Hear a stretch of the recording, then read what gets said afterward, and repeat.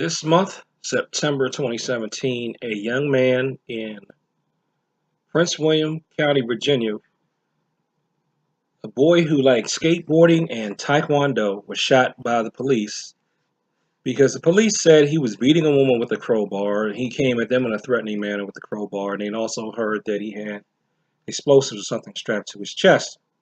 So they shot him, and the shooting was ruled as justified. Now, it's people that are going to come down on both sides of this issue. I've even heard, not with this issue, I've heard law enforcement people say the type of things that you would think that civilians would say. And then I've heard civilians say the type of things that you would think that law enforcement would say. So I'm sure that no matter what my take is on this video, I'm going to offend somebody. And the thing that piqued my ear with this, I heard the word Taekwondo, not just the police shooting thing. But I know that they say the boy was really small. He was only 15 years old. And of course, the family, no matter what happens, the family is not going to be happy with the outcome. I know if it was my child, I would not be happy with the outcome if anything happened to my child, because I love my son or my daughter, and I don't, I want them here with me. But I mean, I can only be objective because it's not happened to me.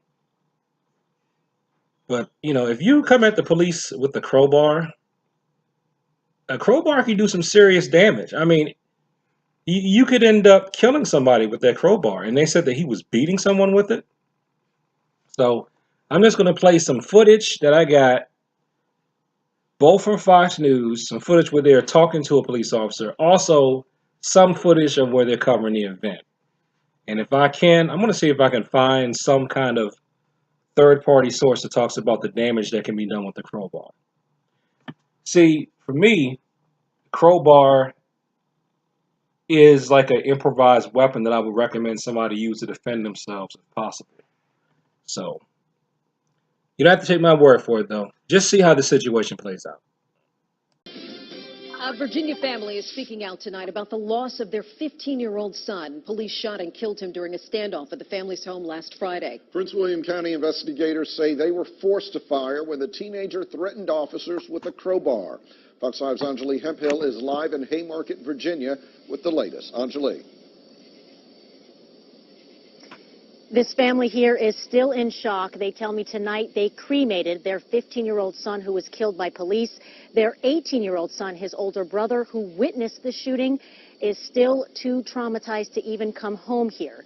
Now, while they didn't want to release the name of their son who was killed, they did give us these photographs of him that we can show you now. They tell me he was an honor roll student at Pace West High School, and he loved skateboarding and Taekwondo. This young man you're seeing now was shot and killed by a Prince William County police officer on Friday morning who responded to his home off Hartzell Hill Lane.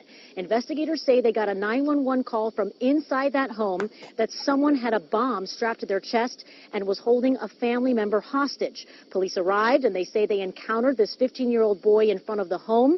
They say the teen came at officers with a crowbar in a threatening manner and refused their commands to put it down. At one point, one officer fired his gun, shooting that teenager in his upper body, who died in front of his home. Now, tonight, the family did not want to talk much about what led up to the shooting. They did tell me that their teenage son was not under the influence of any alcohol or drugs. They would not talk too much about if he was possibly suffering from any mental issues. However, they say there was no reason to kill their son and that this was an unfortunate example of police brutality. A little kid, only 5 foot, is so skinny. Big policeman? Come on, you said a taser, electrical. Then perhaps take him into the hospitals to evaluate. That's what should have happened. It's horrible.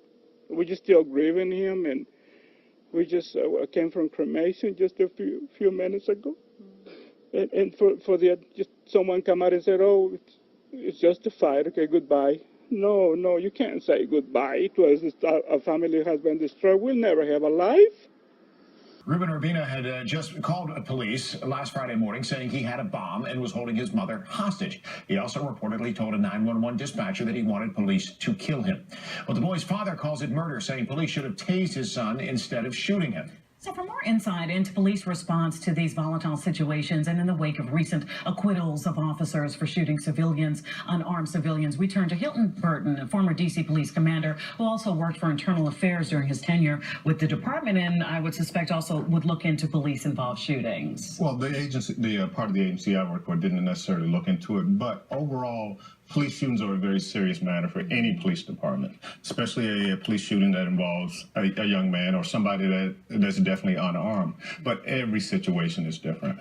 And I always caution people, don't rush to judgment on the basic situation, because even an unarmed subject, someone who's wielding what would be an everyday item, whether it's a bat or a crowbar in this case or something like that, can be a danger to the officers or other people around them.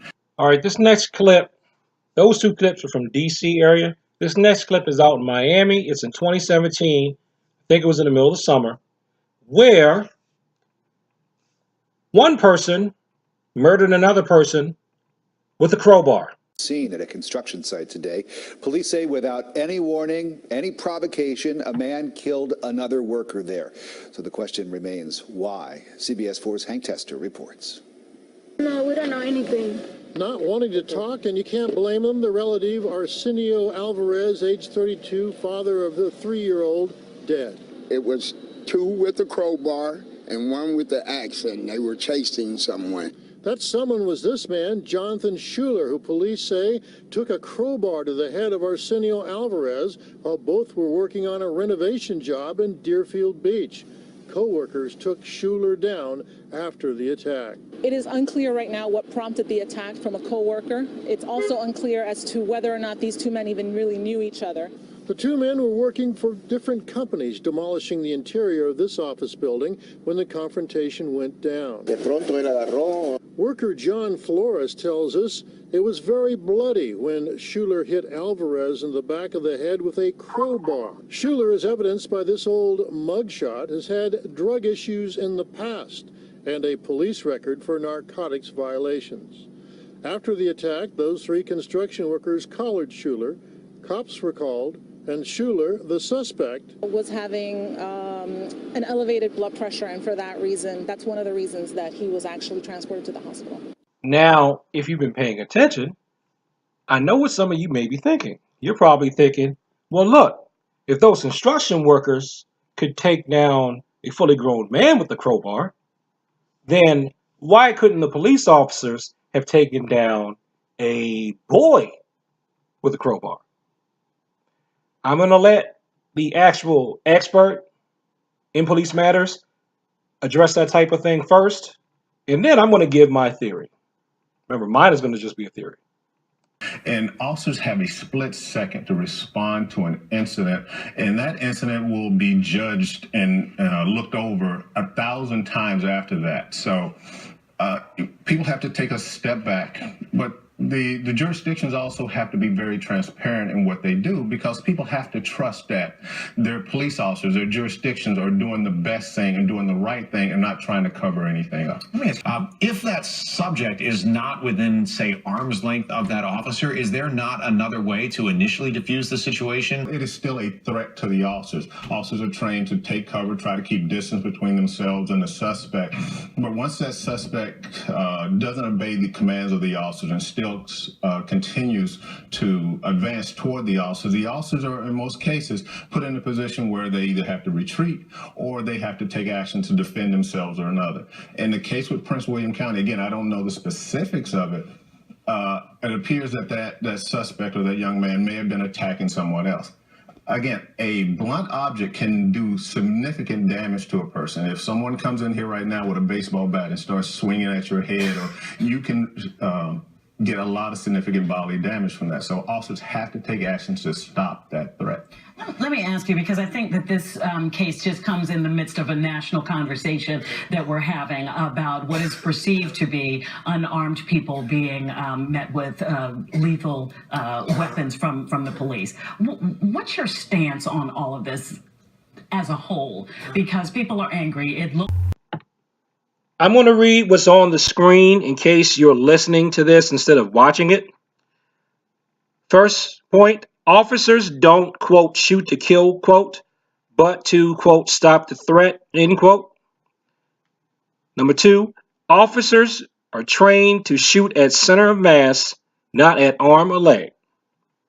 Number 3, police are not trained to empty magazines, but to shoot till threat is neutralized. Now, a cop told me back in the day, the reason why they shoot center mass is because it's easier to hit the person in the body. Plus, if they're hitting the body, they're probably going to stop. A lot of people under the threat of adrenaline can not only not be able to shoot a small target, like an arm or leg, but they also may be able to take a shot to a small target like that and still be a threat to people.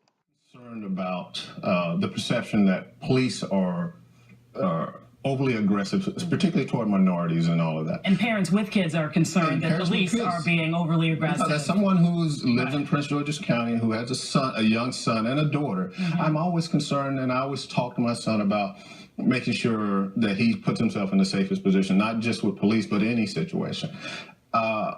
Police have a very tough job in this country. Certainly. And the vast majority of officers, there are almost a million police officers in this country, do the right thing on a daily basis. And you can tell when officers who are overly aggressive, officers who frankly are scared sometimes and they may overreact. Absolutely. You have to monitor those officers, you have to hold them accountable for their actions, and you have to weed them off the force so they do not taint the rest of policing, because every incident, whether it's from small town way out in Missouri or here in the nation's capital, reflects on policing in America as a whole. We're going to have to. First of all, I think cops are just like everybody else, and that a lot of them are going to think that they don't need martial arts training. And they may have a point, because cops have told me themselves, if I needed it, they would tell me in the academy, or the academy told me everything I need to know, so I don't need any kind of extraneous stuff, okay? Also, construction workers tend to be bigger guys on average, so they may be more physically confident in their toughness than police officers who range in all sizes. So now, rightly or wrongly, they probably would be more willing to take a chance to grab somebody, because they may not have seen somebody's head split open with a crowbar. See, police may be more hesitant because they may have seen someone be murdered with a crowbar that they tried to grapple with and it didn't work. Now, at the same token, if you want to make sure that your officers in your community are trained to be able to handle stuff like that, then you got to pay them. You got to pay them to take the training. You're going to have to insist that they do it as part of their work schedule. So you got to pay to hire more cops, because while they're training, that's less hours out on the street. So you're going to have to pay for them to do it during their training.